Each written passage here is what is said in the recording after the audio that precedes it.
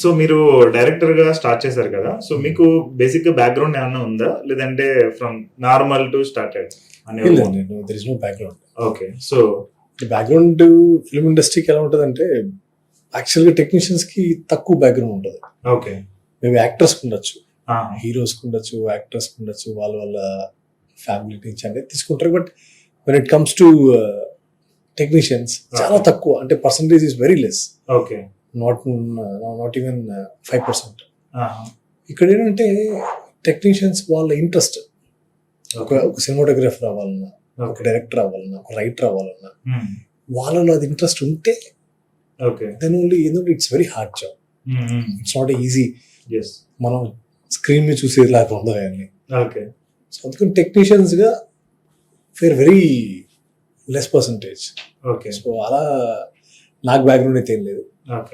నా ఇంట్రెస్ట్ ఒక మేబీ నేను ఇంటర్మీడియట్ చదువుతున్నప్పటి నుంచి స్టోరీస్ రాయడం, సో అవి నాకు ఇంట్రెస్ట్ ఉండేది. సో అలాగే నేను సరే ఇండస్ట్రీలోకి ఫిట్ ఇన్ అవుతానని అనుకున్నాను. See, one medium we have that time. Even I was entered in this industry around 2004. Almost like 21 years. So 21 years back, we don't have this YouTubes ani like short film ani social media emi ledu, complete ga only movies ante. Movies and serials. These two are the big medium for all household people. Correct. So అలాగా వెళ్తున్న టైంలో నాకేమనిపిస్తుంది అంటే, నాకు కథలు రాయడం, నేను చూసే సినిమాలు నాకు ఇష్టం. మ్యాక్సిమం ఇంటర్మీడియట్ అయిపోయి డిగ్రీ చేసే వాళ్ళకి ఇది ఒక సినిమా ఎంటర్టైన్మెంట్ ఓన్లీ సినిమానే కదా. అలా ఆ ఇంట్రెస్ట్ తో ఉండబట్టి డైరెక్టర్ అవుదామని ఫిక్స్ అయ్యా. నేను ఇంకేం అవుదామని ఫిక్స్ అవ్వాలి, డైరెక్టర్ అవుదామని ఫిక్స్ అయ్యి ఇండస్ట్రీకి ఎంటర్ అయ్యా. గ్రేట్.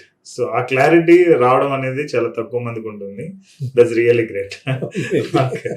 సో ఈ జర్నీలో అసలు అంటే అన్నోన్ టు ఏ డైరెక్టర్ ఈ జర్నీ ఉంటుంది కదా, యూజువల్ గా సినిమా కష్టాలు అని చెప్పి అంటూ ఉంటారు. సో ఎలాంటి ఛాలెంజెస్ మీరు ఫేస్ చేశారు? అంతే. వన్ థింగ్ ఏంటంటే, ఇండస్ట్రీలో లక్ అనేది చాలా ఫేవర్ చేస్తారు చాలా మంది అంటుంటారు. ఫేవర్ చేయాలి లక్ అనేది. ఎందుకంటే ఎప్పుడు అంటే, ఇప్పుడు ఫర్ ఎగ్జాంపుల్ మీరు ఏదైనా ఒక జాబ్ చేయడం, ఒక 5 years 10 years ఒక పొజిషన్ మారిపోతుంది. ఒక పొజిషన్ నుంచి ఇంకో పొజిషన్ నుంచి ఆటోమేటిక్లీ దట్ ఎక్స్పీరియన్స్ తో మీకు ఒక అప్గ్రేడేషన్ ఉంటుంది. బిజినెస్ 1 year ఒక అమౌంట్ వస్తే, 2 years 5 years ఒక టార్గెట్ ఉంటుంది. అంటే you don't do any mistakes in that. ఇండస్ట్రీలో ఉండదు. ఎప్పుడు మనకి క్లిక్ అవుతుంది, అది 1 year లో అవుతుందా, 5 years లో అవుతుందా, 10 years లో అవుతుందా అనేది మనం చెప్పలేము. వెయిట్ చేయాలి, చాలా వెయిట్ చేయాలి. ఎక్కడో పూరి జగన్నాథ్ గారు ఒక ఇంటర్వ్యూలో చెప్పింది బాగా గుర్తు. చాలా తక్కువ మంది చూస్తారు, బట్ అది విన్న వాళ్ళకి మాత్రం చాలా ఇంట్రెస్టింగ్ అనిపిస్తుంది. ఫిల్మ్ ఇండస్ట్రీ అనేది ఎలాంటిదంటే ఒక స్టేషన్ లాంటిది. ఒక రైల్వే స్టేషన్ లో ఎవరు ట్రైన్ వచ్చింది అనుకో, ఆ ట్రైన్ ఎక్కేవాడు అదృష్టవంతుడు అంతే. ఆ ట్రైన్ వచ్చింది, ఆ ట్రైన్ ఎక్కాడు, రానంత వరకు వెయిట్ చేస్తుంటాడు. ఆ స్టేషన్ లో వాడు పండ్లు అమ్ముకునేవాడు ఉంటాడు, ఖర్చు అమ్ముకునేవాడు ఉంటాడు, ఏదని కానీ. But you should enjoy that station premises. నువ్వు అక్కడ ఎంజాయ్ చేయగలను అంటే, అక్కడ ఉన్న అంబియన్స్ నువ్వు అడాప్ట్ చేసుకోగలి ఉండగలను అంటేనే నువ్వు ఆ స్టేషన్కి రావాలి, లేదంటే రావద్దు అసలు.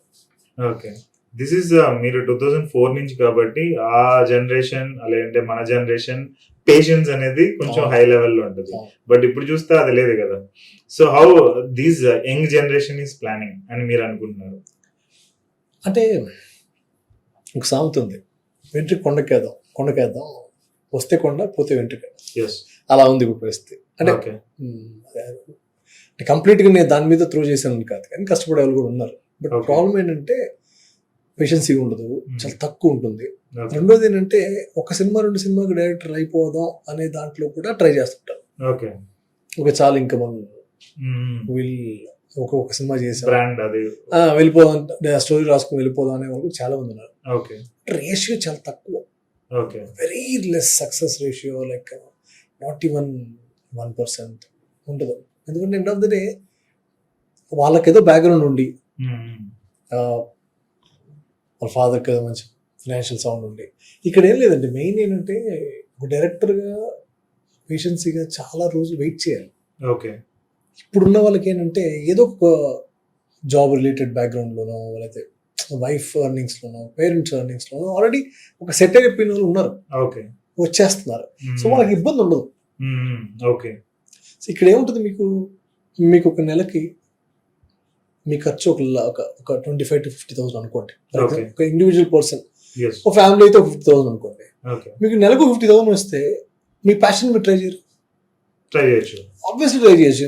ఇప్పుడు మీకు 50,000 వచ్చేసి నా ఫ్యామిలీ హ్యాపీగా వెళ్ళిపోతుందంటే ఓకే. మీరు 5 ఏళ్ళు కాదు 10 ఏళ్ళనే చేస్తారు. ఓకే. ఎందుకంటే మీకు ఏంటి లేదు, లగ్జరీ బతకాలన్న కోరిక ఉండదు. క్రియేటివ్ లో ఉండేవాడికి ఎవరికి కూడా నేను లగ్జరీలో బతకాలి, ఓకే. నేను అక్కడికి ఎక్కడికి వెళ్ళాలి, ఇక్కడికి ఎక్కడికి వెళ్ళాలి ఉండదు. ఓకే. ఆలోచన అంతా సినిమా హిట్ అవ్వాలి, ఈ కథ బాగా తీయాలి, నా ఈ కథకు తగ్గ హీరో కావాలి, ఈ హీరో వస్తే నేను చెప్పాలనుకున్న కథని చాలా అద్భుతంగా చెప్తాను, కరెక్ట్. బాగా ప్రొజెక్ట్ చేస్తాను ఎస్. అనే పాయింట్ లో ఏ డైరెక్టర్ రైటర్ ఉంటాడు. అంతే తప్పించి ఇక్కడ డబ్బు సంపాదించేద్దాం అని వచ్చేవాళ్ళు అది వర్కౌట్ అవ్వదు నాకు Not తెలిసి. even ఎందుకంటే ఇది passion and artistic creative and passion driven industries always correct. They always thinks they won't think about money. Yeah. They always వాళ్ళు వేరే జోన్ లో బతుకుతుంటాం, మేమంతా మా జోన్ వేరే. ఓకే. బిజినెస్ చేసే వాళ్ళకి, జాబ్ చేసే వాళ్ళ జోన్లకి మా జోన్లకి వేరే.